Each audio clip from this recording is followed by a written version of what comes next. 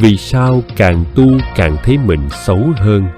Có một giai đoạn trên đường tu, người ta không còn cảm thấy mình là người tốt nữa. Không phải vì họ làm điều ác, cũng không phải vì họ buông lung, mà vì lần đầu tiên trong đời, họ bắt đầu nhìn thấy rõ chính mình.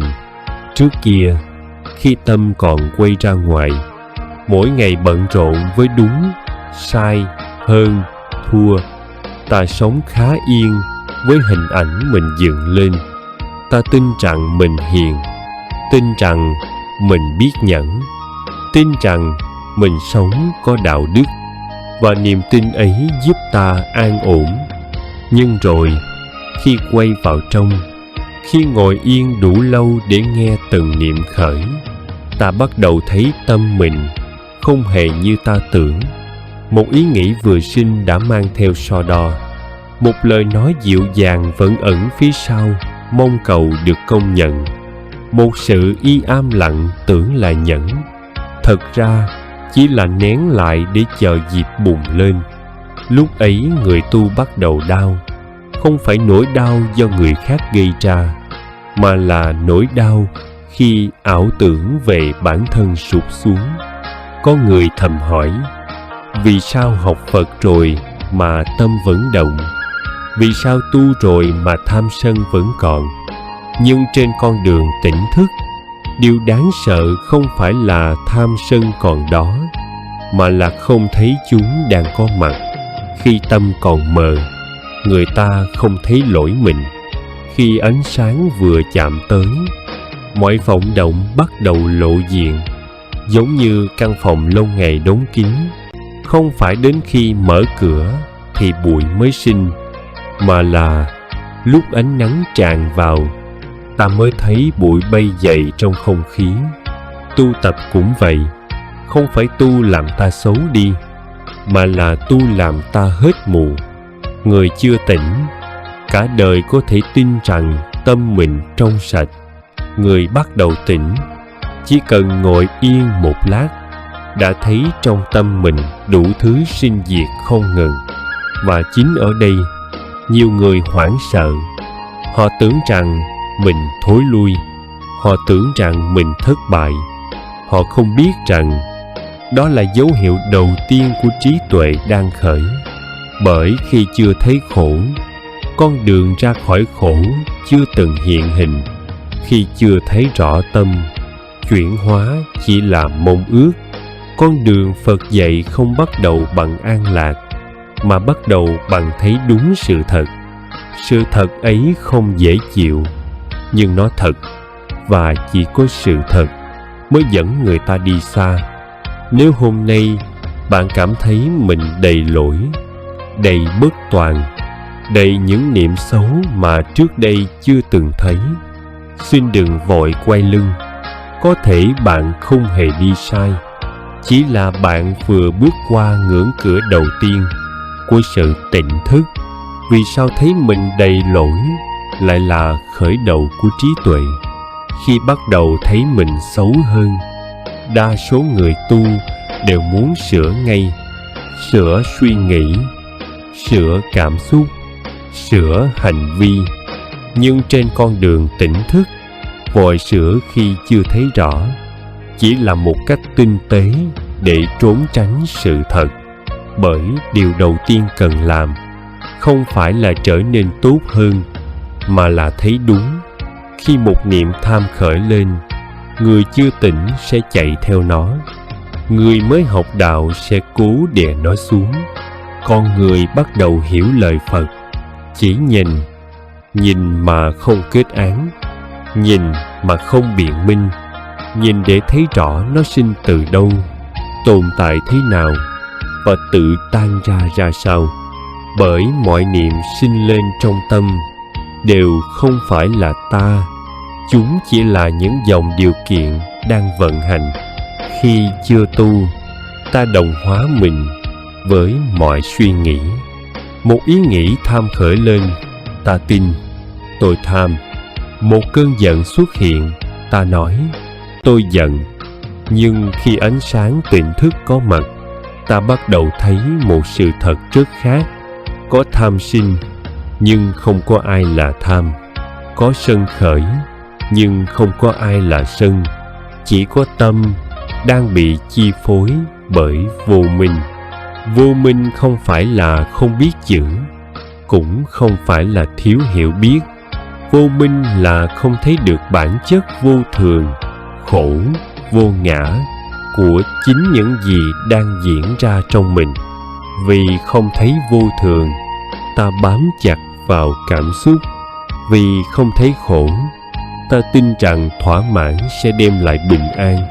Vì không thấy vô ngã, ta nhận tất cả mọi niệm làm ta. Cho nên khi tu, điều đau nhất không phải là tham sân si còn đó, mà là cái ngã bị soi sáng. Cái ta từng nghĩ là hiền lành bắt đầu lộ ra mong cầu. Cái ta từng nghĩ là nhẫn nhục bắt đầu lộ ra sợ hãi và chấp thủ. Cái ta từng nghĩ là hiểu đạo bắt đầu lộ ra kiêu mạn rất vi tế. Và chính lúc ấy, nhiều người muốn quay lại trạng thái cũ khi chưa thấy gì cả, vì ít nhất lúc đó tâm còn dễ chịu. Nhưng con đường Phật chỉ đi một chiều. Đã thấy thì không thể không thấy. Đã tỉnh một phần thì không thể ngủ lại như xưa. Người thật sự bước vào đạo không phải là người không còn lỗi, mà là người không còn trốn lỗi. Thấy tham mà không tự ghét mình, thấy sân mà không tự biện hộ, thấy si mà không vội sửa, chỉ thấy và ở yên với cái thấy đó. Chính sự ở yên ấy làm cho vô minh không còn đất đứng. Nhưng nếu nhìn thật sâu, ta sẽ thấy trong đó có một hạt giống rất vi tế. Cái ta muốn trở thành một phiên bản tốt hơn của chính mình. Và khi cái ta còn đứng đó, đạo chưa thể thấm sâu. Có những người tu rất chăm chỉ, giữ giới nghiêm, nói năng nhẹ nhàng, làm nhiều việc thiện, nhưng trong lòng họ lại luôn có một sự căng thẳng âm thầm. Căng thẳng vì sợ mình không đủ tốt, căng thẳng vì sợ người khác thấy mình chưa đúng với hình ảnh người tu. Họ không còn sống, mà đang canh giữ một hình ảnh của một người hiền, hình ảnh của một người hiểu đạo, hình ảnh của một người đã tu rồi. Và mỗi khi một niệm xấu khởi lên, mỗi khi sân bùng ra bất ngờ, nỗi đau không chỉ nằm ở cảm xúc đó, mà nằm ở chỗ sao mình lại như vậy trong khi mình là người tu. Chính câu hỏi ấy làm khổ người tu lâu năm hơn người chưa tu. Bởi người chưa tu không cần phải giữ hình ảnh gì cả. Họ giận thì giận, họ buồn thì buồn. Còn người tu vừa giận, vừa tự trách, vừa xấu hổ với chính mình. Đức Phật chưa từng dạy phải trở thành một con người hoàn hảo. Ngài chỉ ra một điều rất thẳng: khổ sinh tự chấp, và chấp tinh vi nhất chính là chấp vào cái ta đang tu. Khi ta nói ta đang tu để tốt hơn, thì trong câu nói ấy, cái ta vẫn đang đứng rất vững. Nó chỉ đổi áo, từ áo phàm sang áo đạo, nhưng bản chất chấp thủ thì chưa hề thay đổi. Vì còn chấp vào người tu nên ta sợ sai. Vì còn chấp vào người tốt nên ta không dám nhìn thẳng vào bóng tối của mình. Vì còn chấp vào tiến bộ nên mỗi lần vấp ngã, ta thấy mình thụt lùi và tuyệt vọng. Trong khi con đường Phật dạy không phải là con đường trở thành, mà là con đường buông xuống, buông bớt hình ảnh, buông bớt mong cầu, buông cả ý niệm rằng tôi là người đang đi đúng. Khi không còn phải trở thành ai, tâm mới bắt đầu nhẹ. Khi không còn phải bảo vệ hình ảnh người tu, ta mới đủ can đảm nhìn thẳng vào những gì đang là. và chỉ trong sự thành thật tuyệt đối ấy, chuyển hóa mới có thể xảy ra. Cho nên, nếu hôm nay bạn thấy mình tu rồi mà vẫn còn xấu, xin đừng vội sửa mình cho đẹp lại. Có thể điều bạn cần không phải là tốt hơn, mà là thật hơn. Thật với từng niệm khởi, thật với từng cảm xúc, thật với cả những phần mà trước đây bạn không muốn nhìn nhận. Trên con đường tu, điểm then chốt không nằm ở chỗ diệt tham sân si, mà nằm ở chỗ không còn bị chúng lôi đi. Bởi tham sân si không sinh từ ý muốn của ta, chúng sinh từ điều kiện. Có đủ duyên thì sinh, hết duyên thì diệt. Khi chưa hiểu điều này, ta chống lại tâm mình. Ta muốn cơn giận biến mất, ta muốn ý nghĩ xấu không xuất hiện, ta muốn mình lúc nào cũng hiền, cũng đúng.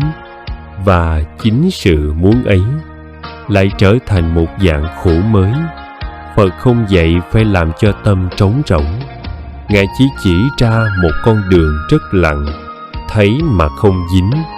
Khi một niệm sinh, chỉ cần biết nó đang sinh. Khi một cảm xúc dâng lên, chỉ cần nhận ra nó đang có mặt, không xua đuổi, không nắm giữ, không kể câu chuyện nào thêm vào đó. Giống như ngồi bên bờ sông, nhìn nước chảy. Nước đục thì biết đục, nước trong thì biết trong, nhưng không nhảy xuống để khuấy thêm. Khi ta dính, mỗi ý nghĩ trở thành của tôi. Khi ta thấy ý nghĩ chỉ là ý nghĩ, chính sự khác biệt rất nhỏ này làm nên cả con đường giải thoát.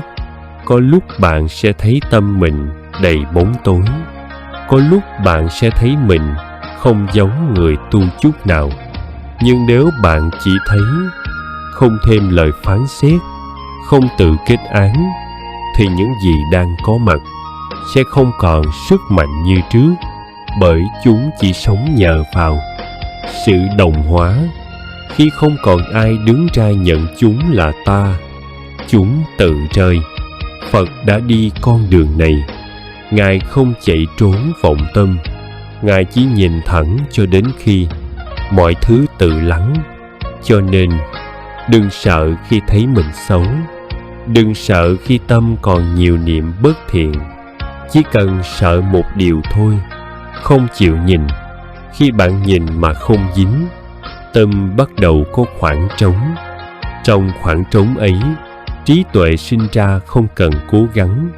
Và đến một lúc, bạn sẽ nhận ra, không phải mình trở nên tốt hơn, mà là mình nhẹ hơn. Nhẹ vì không còn phải chống lại chính mình, nhẹ vì không còn phải mang hình ảnh nào, nhẹ vì không còn ai để bảo vệ.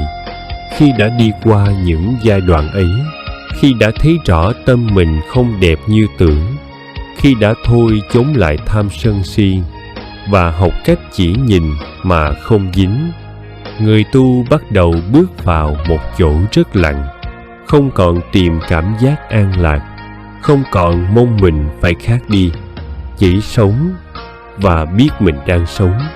Cuộc đời lúc này không thay đổi nhiều. Công việc vẫn đó, gia đình vẫn đó, những va chạm, hiểu lầm, mất mát vẫn đến như trước. Nhưng trong tâm đã có một khoảng đứng lại. Khi lời nói của người khác chạm vào, tâm biết mình đang bị chạm. Khi cơn giận khởi lên, tâm biết giận đang có mặt. Khi buồn xuất hiện, tâm biết buồn đang đến. Chỉ biết, không cần sửa, không cần chạy. Và chính sự biết đơn giản ấy làm cho khổ không còn bén rễ sâu. Phật không hứa rằng người tu sẽ không còn khổ. Ngài chỉ ra rằng khổ không còn làm chủ được tâm khi ta không còn nắm giữ nó. Sống giữa đời, người tỉnh thức không cần tách mình ra khỏi thế gian. Họ ăn như mọi người, làm việc như mọi người, đối diện với đủ thứ bất như ý. Chỉ khác một điều, họ không còn đồng hóa mình với những gì đang trôi qua. Niềm vui đến, họ biết là vui. Niềm vui đi, họ không níu. Nỗi buồn đến, họ biết là buồn. Nỗi buồn đi, họ không oán. Chính sự không níu, không xua ấy là an trú. Và ở chỗ này, người tu mới thật sự hiểu vì sao Phật không nói nhiều về hạnh phúc mà nói rất nhiều về tỉnh thức. Bởi khi tỉnh, mọi thứ đều có chỗ đứng của nó, không cần loại bỏ, không cần tô vẽ, chỉ cần thấy.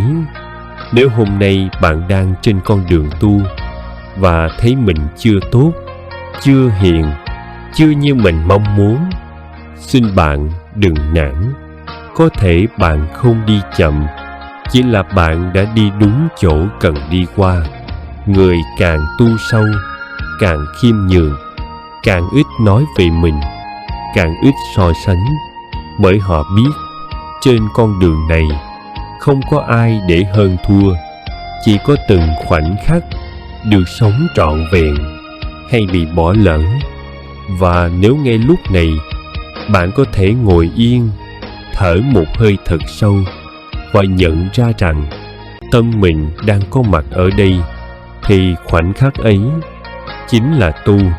Không cần đợi đến ngày mai, không cần trở thành ai khác, chỉ cần thấy và sống ngay trong giây phút này. Lời cảm ơn chân thành từ Tâm An Phật Ngôn. Chúng tôi xin gửi lời tri ân sâu sắc đến quý vị đã dành thời gian quý báu để theo dõi và ủng hộ kênh Tâm An Phật Ngôn. Sự quan tâm và đồng hành của quý vị chính là nguồn động viên to lớn, giúp chúng tôi không ngừng nỗ lực mang đến những bài giảng Phật Pháp đầy ý nghĩa, góp phần nâng cao đời sống theo lời dạy của Phật. Sự quan tâm và đồng hành của quý vị chính là nguồn động viên to lớn, giúp chúng tôi không ngừng nỗ lực mang đến những bài giảng Phật Pháp đầy ý nghĩa, góp phần nâng cao đời sống theo lời dạy của Phật. Để không bỏ lỡ những video mới nhất, xin quý vị vui lòng đăng ký kênh và nhấn chuông thông báo. Điều này sẽ giúp quý vị dễ dàng cập nhật những nội dung hữu ích về giáo lý nhà Phật, những bài học sâu sắc về cuộc sống, giúp tâm an, trí sáng và lòng từ bi ngày càng rộng mở. Nam mô Bổn Sư Thích Ca Mâu Ni Phật.